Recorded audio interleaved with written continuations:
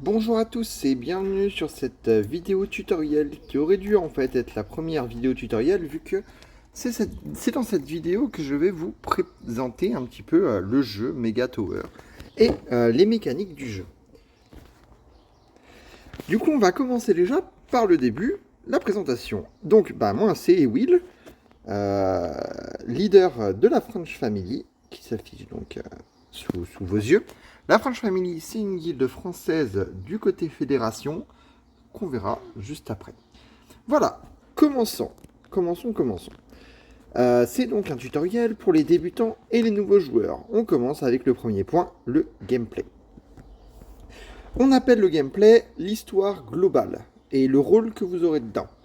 Si l'histoire du monde de Mega Tower est peu développée, votre rôle semble consister en réalité à améliorer des tourelles afin de contrer des vagues d'envahisseurs toujours plus puissantes. Pour cela, vous avez un damier. Le damier que j'affiche ici en mode édité. Voilà. Le damier, c'est le nombre de places du coup que vous avez disponible pour poser des tourelles de 3 types. Alors, pour vous montrer les 3 types, je vais aller dans le menu d'amélioration. Vous allez tout comprendre plus tard, vous inquiétez pas. Mais on commence doucement. Le menu d'amélioration vous présente toutes les tourelles. Quand vous allez commencer le jeu, vous ne les aurez pas toutes débloquées. Ça va venir au fur et à mesure. Donc, je reprends. Dans votre damier, vous avez vu que vous avez globalement des places pour poser des tourelles de 3 types. Le premier type, c'est les attaques uniques. Symbolisées par un petit plus, ces attaques uniques visent un ennemi plutôt rapidement et des attaques assez puissantes. On verra ça plus tard pour la puissance. Les attaques multiples, ou ce qu'on appellera les AOE. Les attaques multiples, elles touchent plusieurs ennemis dans un rayon donné.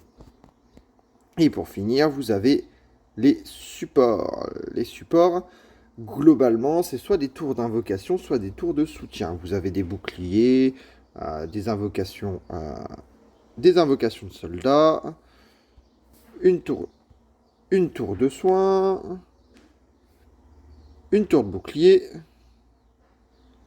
des invocations d'avion, et pour finir, les roquetteurs, invocation de soldats volants, plus puissants. Parmi toutes ces tourelles que vous débloquerez au fur et à mesure du jeu, je le rappelle, vous en aurez un nombre limité à placer sur le damier. Donc vous allez devoir réfléchir à qu'est-ce que vous allez placer qui pourrait faire des bonnes combinaisons. Vous avez en tout 16 tourelles d'attaque multiples. Donc dans les attaques multiples, vous devrez en choisir 16. Bon, globalement, les tourelles d'attaque multiples, en fait, elles ont toutes à peu près les mêmes caractéristiques. Après, il y a des tourelles plus intéressantes que d'autres. Vous le verrez ça avec un peu de temps. Ensuite, vous avez 22 attaques uniques et 22 supports. Le problème des supports et des attaques uniques, c'est que contrairement aux attaques de groupe qui sont plutôt simples, en réalité, à choisir, vous avez un gros enjeu sur les attaques uniques, notamment sur tout ce qui est aérien. Par exemple, ici, on voit les missiles de défense aérienne. Et vous avez un gros enjeu sur les supports, étant donné qu'il y a des unités d'invocation, mais aussi de soins et de boucliers. Donc voilà, ça pose beaucoup de questions, et ça sera à vous de réfléchir là-dessus.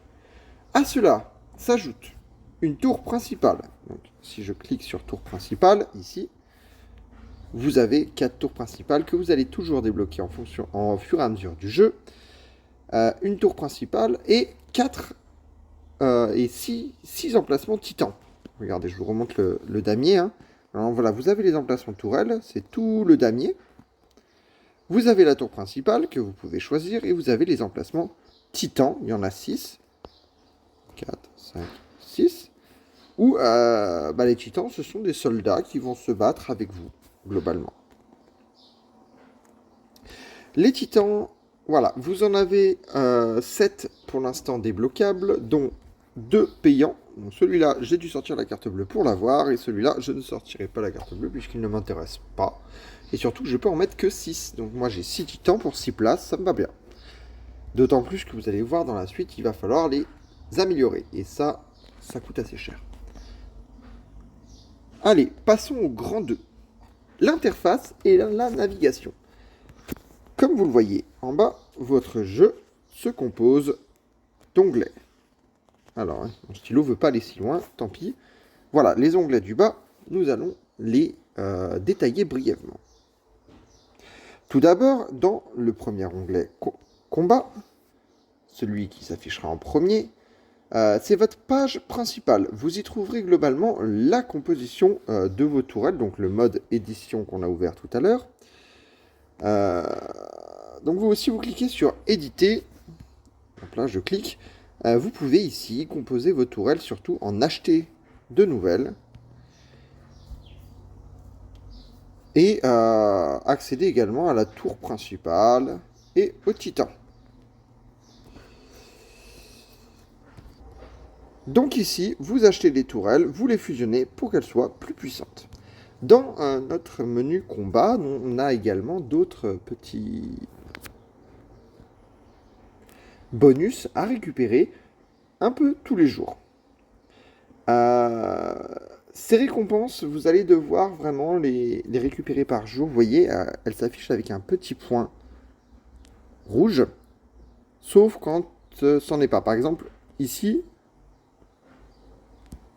là, c'est pas une récompense, ça. Ça, c'est quelque chose que je peux récupérer en payant, mais qui ne m'intéresse pas. Mais par exemple, les récompenses, je vais les récupérer ici. On va les récupérer ici. On va les récupérer ici. On va en récupérer ici également. Et ça, j'y reviendrai plus tard. Autre récompense que vous allez récupérer à chaque fois que vous combattez, c'est les récompenses de niveau, qui sont plutôt pas mal.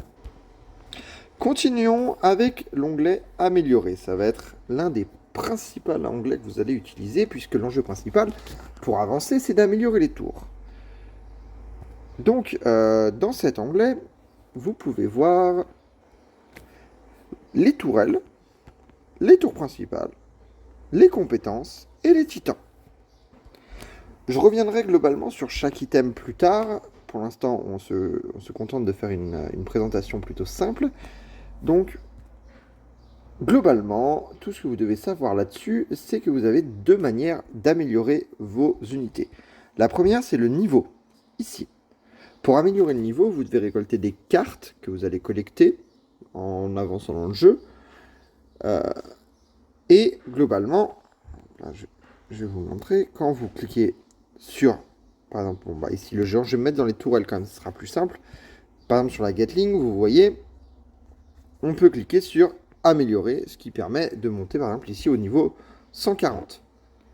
Bon, là je peux pas parce que j'ai pas assez de cartes. Deuxième élément qu'il va vous falloir améliorer, ce sont les modules modifiés. Et les modules modifiés, globalement, ça améliore un petit élément. Par exemple, je vais prendre une tour simple du début. Les modules modifiés, ici, j'ai un module qui augmente la puissance d'attaque. Je peux investir des points dedans, ce qui va permettre d'améliorer mon module, qui va ensuite du coup gagner donc de l'attaque ici. Hein. Voilà. Allez, revenons-en à nos moutons et cliquons sur le troisième onglet que l'on va présenter aujourd'hui, l'onglet planète. Lorsque vous avancez dans le mode campagne, alors moi je vais vous revenir au début. Lorsque vous avancez dans le mode campagne, vous débloquez des planètes. Ces planètes, elles vont produire des ressources que vous allez pouvoir récupérer dans le port. Le port, donc, que l'on voit ici. Une petite planète, au début, rapporte pas grand-chose, mais vous allez pouvoir les coloniser. Les coloniser, c'est-à-dire qu'une fois que vous avez acquis vous avez passé le niveau de planète, niveau que l'on voit ici, dans les challenges. Par exemple, moi je suis à Pandore 34 sur 50. Je retrouve d'ailleurs mes planètes Pandore ici. Donc ma planète, j'en suis à ici. Et là, j'ai pas encore passé le niveau. Donc pour l'instant, c'est une exploration en cours. Une fois que j'aurai terminé l'exploration, donc quand j'aurai terminé, que je serai à 50 sur 50, j'aurai débloqué la planète. J'aurai plus qu'à cliquer sur coloniser. Et une fois que c'est colonisé, on peut construire des bases. Donc en cliquant sur construction, vous voyez, il vous propose d'améliorer votre colonie pour qu'elle produise beaucoup plus. Ça, c'est un des enjeux principaux quand même. Hein. Il faut vraiment le faire. Parce qu'en fait, quand on va cliquer sur port, on va collecter vraiment énormément de ressources. Vous voyez ici, j'ai une colonie qui est plutôt bien montée. Je récupère tout ça. l'augmentation par heure, qui est plutôt intéressante, hein. Autre petit point, je peux améliorer mon port afin qu'il stocke plus de ressources. Voilà, voilà pour le port, c'est vraiment l'un des gros enjeux de ce jeu, puisque il va vous donner beaucoup de ressources, et les ressources, c'est la vie. Continuons avec la base. La base, quand je clique dessus, vous voyez qu'il y a énormément d'items. Alors je vais aller très vite pour les énumérer, puisque quand même, j'ai pas envie que la vidéo dure plus de 15 minutes. Donc allons-y. Le premier item, c'est le mode arcade. Le mode arcade, ce sont plein de petits jeux que vous pouvez faire. Vous aurez besoin pour ça de jetons qui vont vous faire gagner des tickets. Les tickets, vous pourrez acheter dans la boutique. Voilà, dans la boutique, vous voyez qu'il y a plein de choses par ticket qui sont plutôt intéressantes. Des améliorations de tourelles, etc. Donc là, par exemple, je viens d'acheter un jeton. Le jeton qui pourra me permettre de faire un jeu. Voilà. On reviendra peut-être dans un autre tutoriel avec ces petits jeux. Deuxième item, le magasin. Le magasin, vous y trouverez globalement des achats en gemmes violettes. Alors, je l'ouvre. Donc voilà, un magasin avec des achats en gemmes violettes, un marché noir toujours avec des gemmes violettes. Ici, ce sont des produits à récupérer en regardant des pubs. En parlant de pub, ça me permet de placer quand même une petite publicité. Il y a le stop pub dans ce jeu. Stop pub à 10 € qui, à mon sens, est vraiment un achat essentiel. Vous allez vraiment gagner énormément de temps avec ça, puisque de toute façon, les pubs, il y en a pas mal. Donc ensuite, vous avez les achats de gemmes en euros, les achats de cristaux rouges en euros, et la conversion de gemmes en or. Voilà, globalement, pour le magasin. On reviendra de toute façon sur les différentes monnaies de ce jeu plus tard. Continuons avec l'usine de conversion. L'usine de conversion, c'est un menu dans lequel on peut convertir, justement j'ai une place, ça va être bien, convertir des bonus d'une couleur en une autre couleur. Par exemple, si je clique sur conversion, je peux convertir les cristaux verts en cristaux bleus. Vous voyez également qu'il y a des flammes, c'est-à-dire que plus vous convertissez d'un élément, plus il va vite à convertir. Bon, alors vite c'est relatif, hein. Par exemple ici, si je sélectionne les cristaux verts, que je mets au maximum, vous voyez que j'en ai pour 6h45, transformer 216 cristaux verts en 54 cristaux bleus. Donc 4 cristaux d'une couleur donnent un cristal de la couleur supérieure. Il est donc vraiment important de faire ces conversions pour augmenter notre temps de récupération. Continuons avec le coffre du trésor, le portail du coffre au trésor. Globalement, ici, vous avez deux coffres. Les coffres que l'on achète en clé et les coffres que vous achetez en cristaux rouges. On reviendra sur ces items plus tard, notamment sur le cristaux rouge, mais globalement, les clés, vous allez recevoir des petites récompenses. Allez, j'en achète une pour vous montrer. Voilà, par exemple, ici, très bien, des vis jaunes qui vont me permettre d'améliorer le port. Voilà, je récupère. Et les cristaux rouges vous permettent d'obtenir des artefacts qu'on va voir juste après. Continuons avec le Star Wars. Le Star Wars ici, globalement, c'est du PVP. Vous combattez avec votre guilde pour gagner des planètes. Les planètes vous rapportent des récompenses. Je ne vais pas aller plus loin là-dessus, parce que c'est très complexe. C'est un élément qui méritera sa vidéo à lui tout seul. D'ailleurs, il y en a déjà, vous avez déjà pu les voir. Globalement, dans ce Star Wars, il y a quand même un onglet intéressant, c'est le classement. Sur le classement, vous pouvez voir le classement des guildes, les médailles suprêmes. De toute façon, le classement, il y a également une vidéo sur les classements, donc je vous le présente juste très rapidement. Voilà. C'est globalement la principale mécanique du jeu de guilde. Donc le jeu solo, ça passe par la campagne, le jeu de guilde passera obligatoirement par le Star Wars pour l'instant. Allez, on revient au menu et on va présenter les artefacts. Les artefacts, il y a la liste disponible de tous les artefacts, mais globalement, ce sont des bonus que le jeu vous donne, en fait, avec des petits, ouais, des petits objets à collectionner, on va dire. Donc, par exemple, si je clique sur celui-ci, mettre des énergies, je vois qu'il augmente mes réserves portuaires en or de 30%. Voilà, c'est intéressant ou pas d'ailleurs. À vous de voir lesquels vous montez. Ça vous donne des avantages, mais tous ne sont pas bons à monter en même temps. Par exemple, celui-ci, très clairement, il est peut-être pas très utile. Et encore, si je clique sur la disquette, vous voyez que ça augmente les points de combat du titan. Et ça, c'est plutôt utile. Continuons, nous avons la mine. La mine, vous voyez, il y a des astéroïdes sur la mine que l'on va devoir aller chercher avec des petits vaisseaux, des tracteurs. Donc, si je clique sur les tracteurs, je vois l'ensemble des tracteurs que moi j'ai. Ils sont tous en train d'aller chercher des astéroïdes. Et une fois qu'on a ramené l'astéroïde, il offre des récompenses. Donc dans entrepôt de minerai, bon bah là je n'en ai pas, mais sinon on peut casser le minerai et en obtenant donc des récompenses. Il faut vraiment le faire régulièrement, parce que ça offre quand même des récompenses plutôt sympas. Et c'est gratuit. Continuons avec le trou de verre. Ce sont des boss à combattre.